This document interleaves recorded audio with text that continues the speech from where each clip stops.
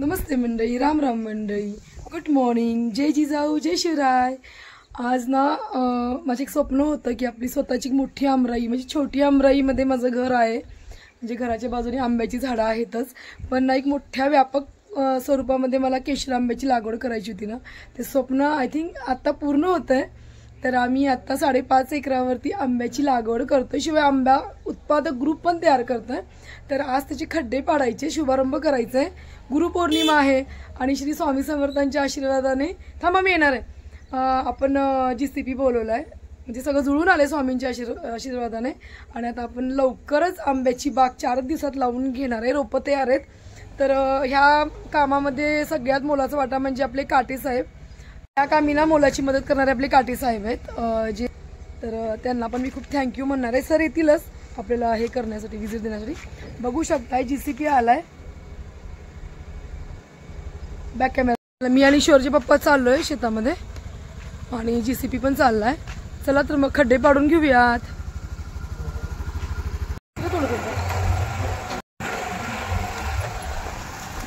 चला जीसीपी चालू आहे।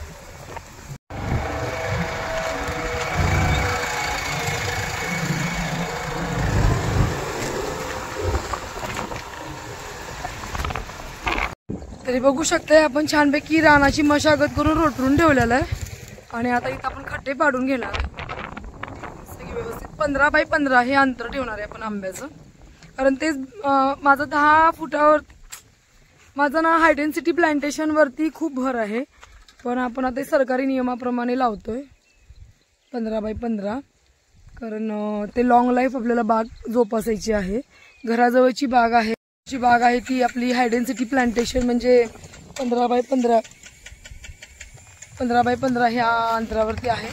आता हे आपण करतोय, लवकरच एका वर्षातच माझी बाग खूप सुंदर ऑर्गॅनिक पद्धतीची बाग माझी होणार आहे। मला खूप आनंद वाटतोय।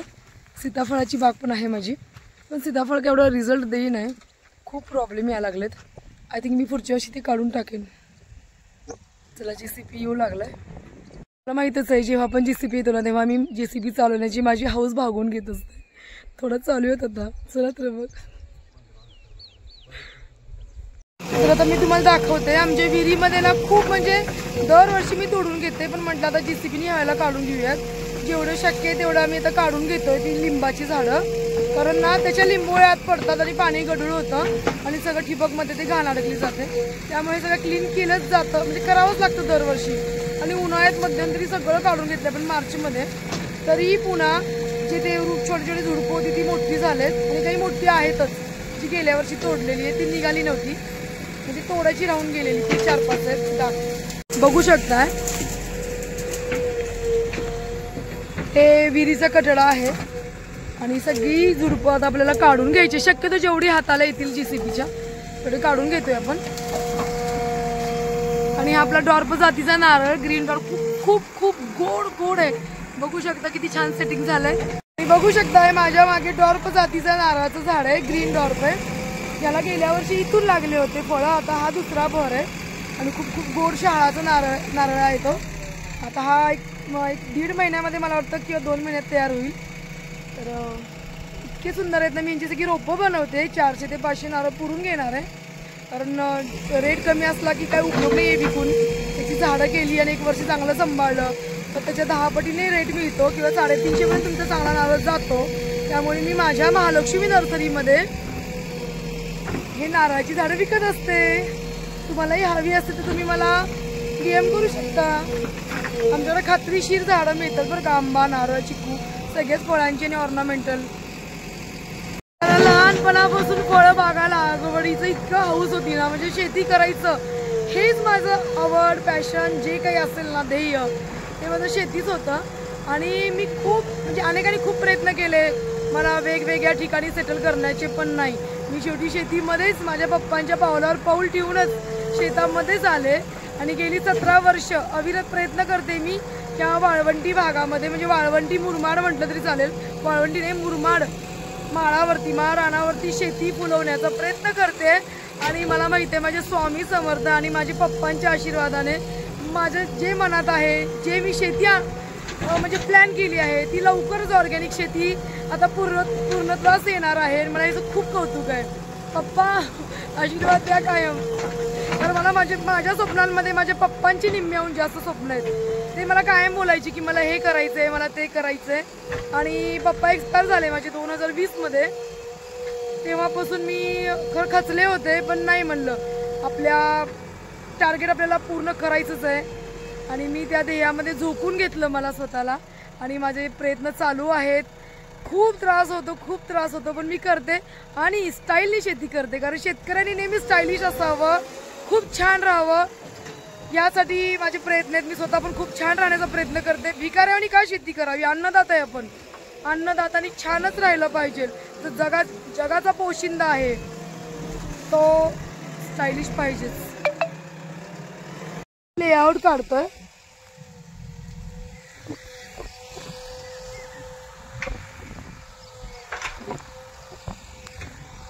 आणि JCB खड्डे पाडते.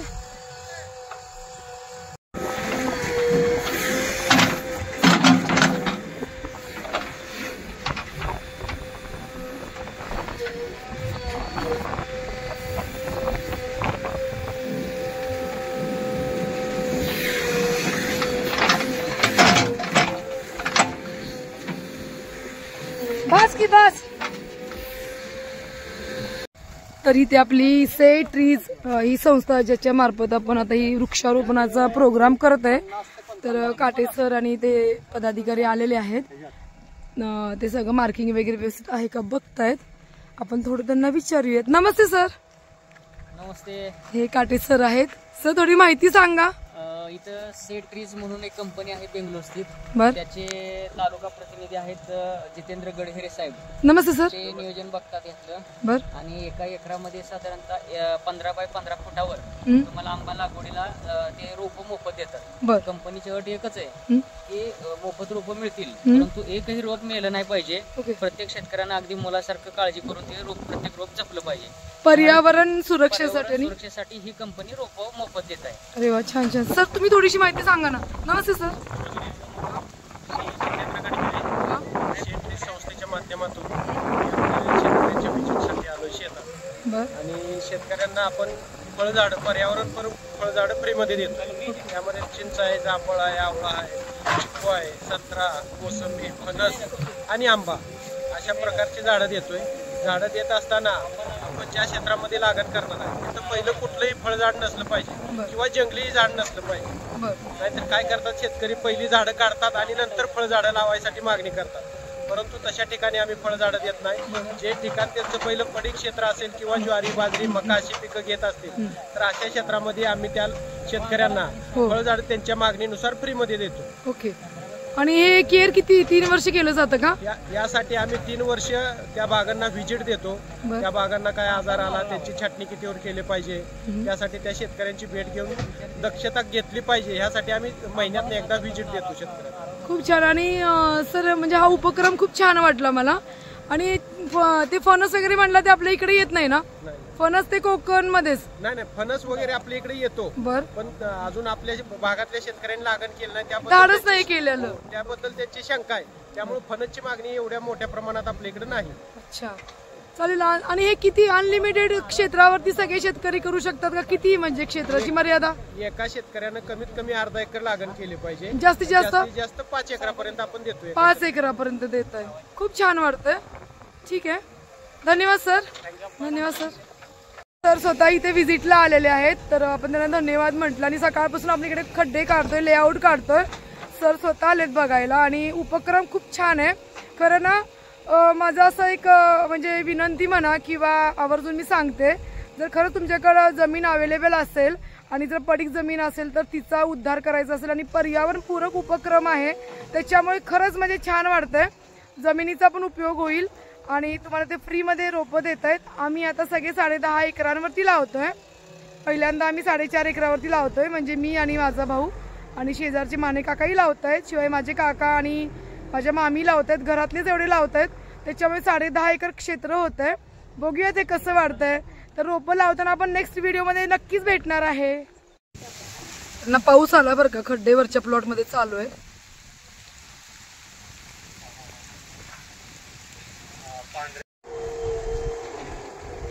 तर अशा प्रकारे या खालच्या प्लॉट मध्ये आपण पूर्ण खड्डे पाडून घेतलेत, तुम्ही बघू शकताय.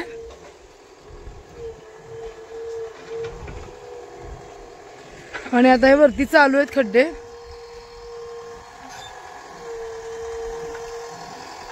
आपल्याला 250 खड्डे पाडून कडेला पण पाडायचे आहेत.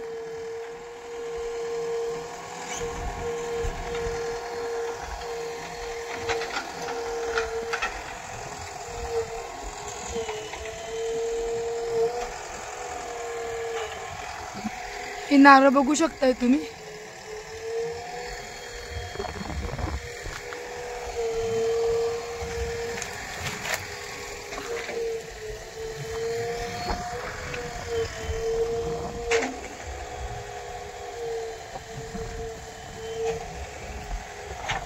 हे 3 वर्षाचे नारळ आहेत आणि खूप उत्तम रित्यानं गोड गोड नारळ येतात, ऑर्गॅनिक पद्धतीने करतो त्याच्यामुळे. आता आपण जाळायचंय आणि हे खड्ड्यातून टाकायचंय सगळं मक्याचं सुगी केलेली. बघू शकता हा एवढा मोठा खड्डा केलाय आपण. हे काळं रान आहे, तरी पण मी डिसिजन घेतला आंबा लावण्याचा. तर मला सगळं बागायतीच करायचं होतं, सारख्या छोट्या छोट्या पिकांमध्ये गुंतून पडायला वेळ नाहीये सध्या. NGO जो आपला स्थापन केलाय त्यालाही आता वेळ द्यावा लागणार आहे. सामाजिक कार्यामध्ये झालेलं जीवन. तर खरी काळी जमीन आहे बरं का, पूर्ण काळी जमीन आहे, पण तरी मी निर्णय घेतला बागायती पूर्ण करण्याचा. आणि मला या संस्थेचा उपक्रम खूप आवडला, कारण वृक्ष लागवड आणि वृक्ष संगोपन हे माझं लहानपणापासूनचं स्वप्न आहे. सगळ्यांनी केलं, प्रत्येक घराने एक मोठा वृक्ष केला ना तर हे पावसाची समस्याच राहणार नाही असं माझे पप्पा म्हणायचे. आणि लहानपणापासून वडिलांनी आम्हाला म्हणजे वृक्ष लागवडपेक्षा वृक्ष संगोपन हे जे संस्कार केले ना ते मला वाटतं मी हा वसा पुढे चालू ठेवला आहे. आणि पहिल्यांदा कधी पण आपल्या ह्याच्यातच पाऊल ठेवायचं असतं, म्हणजे आपणच करायचं असतं ते.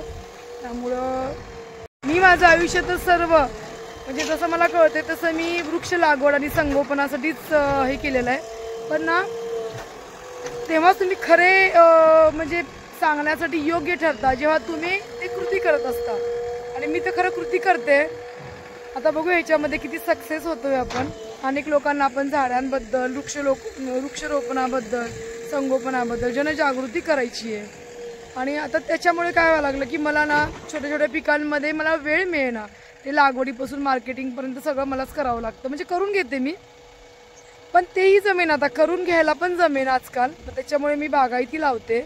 हे कसं योग्य वेळेला योग्य व्यवस्थापन केलं की होऊन जातं आणि जमीन पण आपली पडीक राहत नाही. त्याच्यामुळे हे बागायतीचे निर्णय घेतले. मी टोटली बागायती करते सगळं. आणि शिवाय आता आपल्या NGO स्थापन झालं आहे कानोपात्रा फाउंडेशन, तर त्याचंही आता कामं आपली वाढणार आहेत, वाढीस लागणार आहेत. इथून पुढचं आयुष्य आपण समाजसेवेसाठी पण म्हणजे इथून पुढच्या आयुष्यामध्ये आपण आपला जो वेळ आहे तो जास्तीत जास्त समाजसेवेच्या कामासाठी घालवणार आहे. त्याच्याबरोबर मला शेतीची ओढ आहे, ती तर मी कधीच हे करू शकत नाही, कार्य माझं थांबवू शकत नाही आहे. तर त्याच्यामुळे हे थोडंसं कमी केलं. आणि आता समाजसेवेमध्ये आपल्याला जास्त लक्ष द्यायचं आहे. बघूयात, खूप संकटं तिथेही येणार आहेत. जशी मला शेत करताना किंवा माझं जे झाडांचे वेड आहे ते मी जेव्हा कार्य करत होते तेव्हा मला घरातून सुद्धा खूप विरोध झाला. सगळे वेडी म्हणायचे, उठसूट झाडं लावती, हिला काय गरज होती. पण नाही, गरज होती आणि सगळ्यांना गरज आहे, तेच तर कळत नाही आहे. तुमची लाईफस्टाईल कशी पण असू देत, तुम्ही झाडं लावण्याशिवाय आणि झाडं जगवल्याशिवाय पर्याय नाही आहे. जे उन्हाळ्यात जे इतकं टेम्परेचर वाढतं ना, ते आपल्या म्हणजे गेल्या काही पिढ्यातल्या केलेल्या पूर्वजांच्या त्या चुका आहेत. असो, आपण आता त्या परत करायचं नाही आहेत. माझी मुलं काही होऊ किंवा न होऊ ते उत्तम शेतकरी होणार याची गॅरंटी मी देते. आणि त्यांना मी असं बाळकडू दिलं ना शेतीचं, ते आपल्यापुरतं आणि आपल्याबरोबर 4 परिवारापुरतं नक्कीच अन्नधान्य पिकून खाणार याची मला गॅरंटी आहे. चला, आता दुपारचे 4:30 वाजत आलेत. आम्ही ना माहिती आहे का जेवण नव्हतं केलं, तर आम्ही इकडेच वडापाव मागितले आणि आता एक पाण्याचं कॅन्ड मागितलं आणि वडापाव खाऊन घेतले. भाभी तिकडे चेंबरकडे गेली आहे, आणि मी JCBच्या मागे आहे. शिवाय नारळ काढायचे, 200 नारळाची ऑर्डर आहे, तिथे पोचवायचे. आषाढ महिना चालू आहे ना, तर नारळांना डिमांड आहे. चला तेही काढून गोळा करून ते JCBमध्येच पाठवणार आहे घरी, तिथून पुढं डमडममध्ये घालून देणार आहे. चला तर मग ठेवते आता. ही माझी शेती आणि हा माझा व्हिडिओ तुम्हाला कसा वाटला हे कमेंट करा. मला खूप आवडतं तुम्ही कमेंट केलेलं. कमेंटमुळे एक प्रेरणा मिळत असते किंवा आपल्या काही चुका आहेत त्या कळत असतात. असं चला खरंच फायनली ठेवते मी. तर हां, ते सांगायचं राहिलं की आपण पूर्ण बॉर्डरला आपण खूप छान प्लांटेशन करून घेणार आहे बरं का. फुलांची, चाफ्याची पण झाडं लावणार. मला चाफा खूप आवडतो. चाफ्याची पण आपण वेगवेगळे प्रकार, म्हणजे असं पिंक आणि व्हाईटच आहेत माझ्याकडे. ते रोपं केले, मध्ये मध्ये रेड असं आपण चाफा लावून घेणार आहे. खूप छान दिसेल जेव्हा मी चाफ्याची झाडं मोठी करेन, तेव्हा हेच क्षेत्र खूप छान दिसेल. तेव्हा पण आपण बरेच व्हिडिओ करणार आहे. चला मग आता फायनली. हां, आले.